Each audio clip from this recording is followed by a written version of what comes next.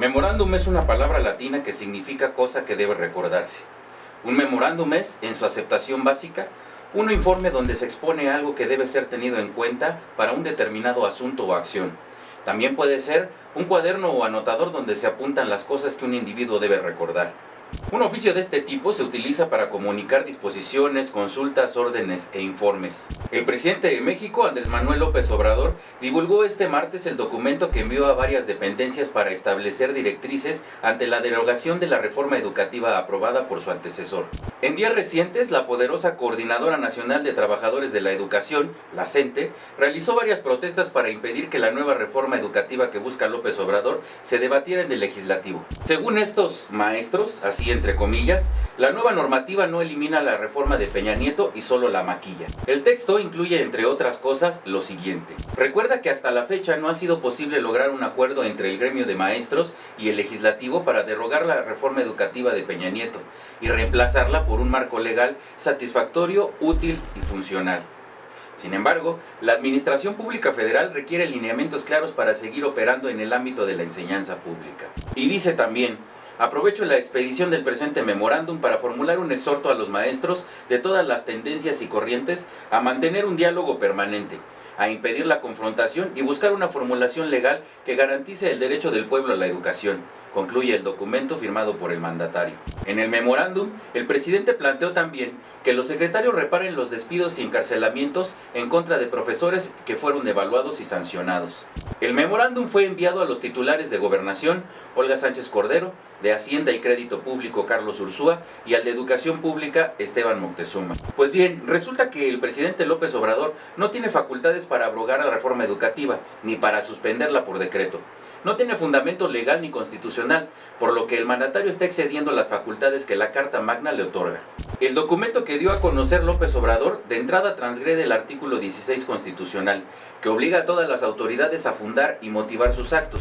Esto quiere decir que en el ejercicio de sus funciones, el presidente mexicano debe mencionar detalladamente los artículos de la Constitución y las leyes que sustentan ese memorándum. Es una fundamentación, además de los motivos que lo generaron. En este caso, ninguno de los párrafos del memorándum cuenta con la fundamentación legal requerida, por lo que se trata de una violación flagrante al principio de legalidad al que está obligado el titular del Poder Ejecutivo Federal.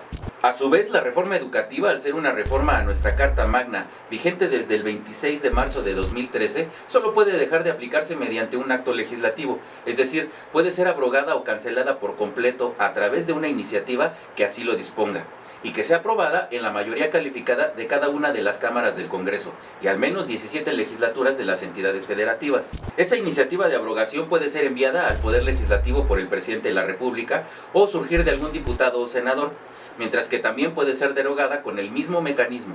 En este último caso, la derogación implica cambiar solo parcialmente las disposiciones de esa reforma constitucional.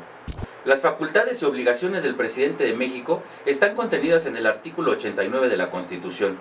En ninguna de sus 20 fracciones se faculta al mandatario a emitir órdenes que dejen sin efecto las normas, tal y como se expresa en el memorándum de López Obrador.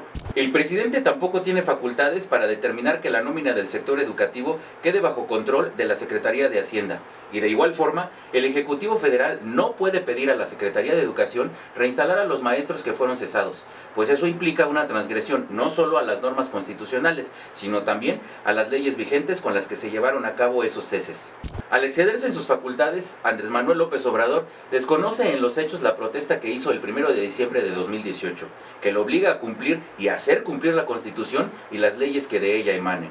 Por ende, hay que decirlo con todas sus letras, el presidente quiere gobernar por decreto, sin considerar la división de poderes y los límites que nuestra Carta Magna le impone. Habría que aclararle al mandatario que el único poder que decide la libertad o encarcelamiento de una persona es el judicial, independientemente de lo que pueda disponer el Ministerio Público, que forma parte del Poder Ejecutivo. Pues la valoración sobre la privación de la libertad de cualquier mexicano que haya transgredido la ley es responsabilidad de los jueces. En síntesis, el memorándum emitido por Andrés Manuel López Obrador, además de violar la Constitución y exceder las facultades que éste le impone como titular del Ejecutivo Federal, invade las facultades de los poderes legislativo y judicial. Debido a lo anterior, el ministro en retiro, José Ramón Cosío, afirmó que es fácilmente impugnable el memorándum del presidente Andrés Manuel López Obrador, ya que, y cito textual, carece de fundamentación y motivación. No se cita una sola norma jurídica. Es autorreferente en cuanto a su autoridad, fácilmente impugnable jurídicamente. Esto lo señaló en su cuenta de Twitter. Es lamentable la decisión del presidente de ceder ante intereses de un grupo clientelar como lo es la CENTE. Descaradamente está regresando a la presidencia imperial en el menor de los males, donde el presidente decidía qué leyes, cuáles no y cuáles puede mandar sobre los otros poderes. Lo que no ven los feligreses morenistas, cegados por su fanatismo cuasi religioso, es que eso es gravísimo para la República y la vida democrática de México. Además de ser una imposición y nuevamente, como ya ocurrió antes con la Guardia Nacional, no respeta los procesos ni definiciones del Poder Legislativo y por supuesto que mucho menos prioriza la educación en el país. Contrario a señalarlo y exigirle que haga las cosas correctamente, le aplauden como focas amaestradas. Lo he dicho antes y lo sostengo, el presidente López Obrador claramente es un incipiente dictador y tirano, porque ni eso sabe hacer bien. Aquí las definiciones para quien le quede duda. Dictador: soberano que recibe o se arroga el derecho de gobernar con poderes absolutos y sin someterse a ninguna ley.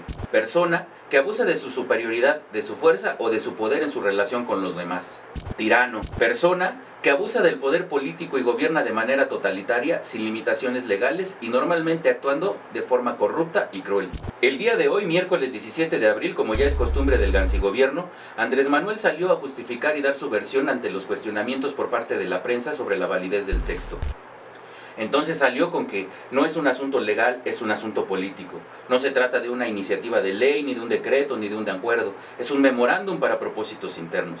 Y cínicamente sostuvo que dicho memorándum sí es legal, pero señaló que si la oposición opina lo contrario, hay instancias y pueden hacer amparos. López y su caterva de achichincles creen que la totalidad de la población mexicana somos estúpidos y que al igual que sus 30 millones le vamos a aplaudir todo lo que diga o haga. Pero se equivoca, señor presidente. Somos muchos los que nos damos cuenta de sus intenciones y sus movimientos políticos.